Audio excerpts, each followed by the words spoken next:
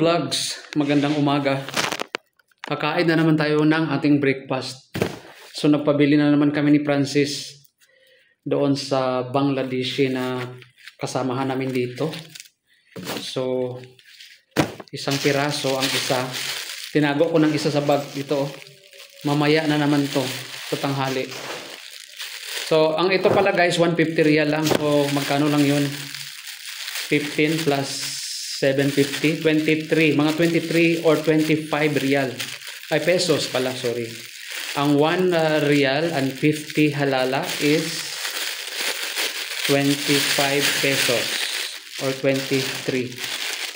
So, ito ang halwa na napakasarap. Iwan ko guys, bakit kaya sila itong halwa is napakasarap. Napakasarap, parang ano lang siya, yung flour, hindi ko alam kung paano nila niluto to. Nilagyan siguro nila. May sugar siya guys, may sugar pero ano, parang siyang sweet. Sweet, may asukal siya. So kainin natin to. I-roll natin para hindi malaglag yung ano. Masarap kasi guys, parang nasanay na kami nito. Pero mantika siya guys. Bawal sa mga kolesterol, no?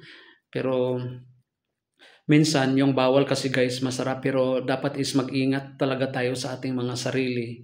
Lalo na guys kung edad nyo is medyo ano na kayo, medyo may edad-edad na kayo. So kailangan natin mag-ingat sa ating mga kinakain guys kasi hindi natin alam na isa pala siya sa mga maka-side effect or makadagdag sa atin ng sakit or makabigay sa atin ng konting problema sa ating mga katawan.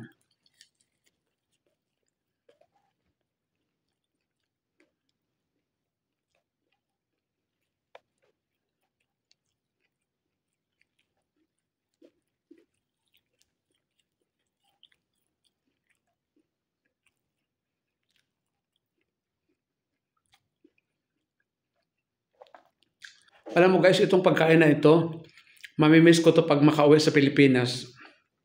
Kasi wala sa atin sa Pilipinas to guys.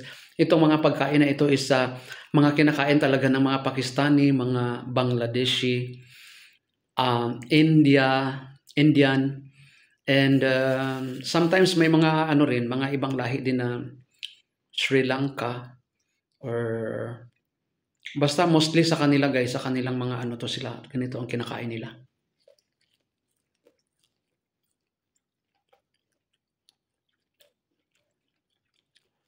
Ito, mamaya na yan.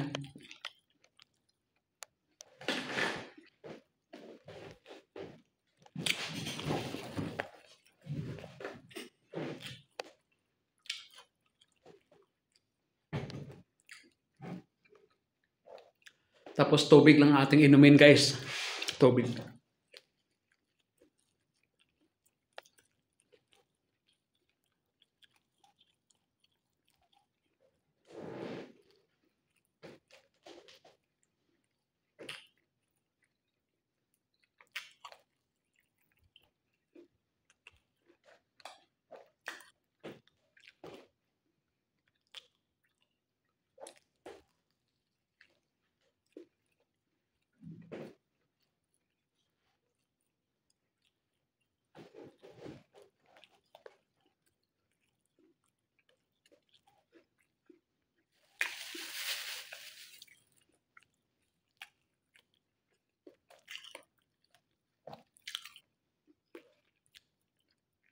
Bye-bye na guys, no? Salamat sa inyong panonood sa aking live or sa aking long video.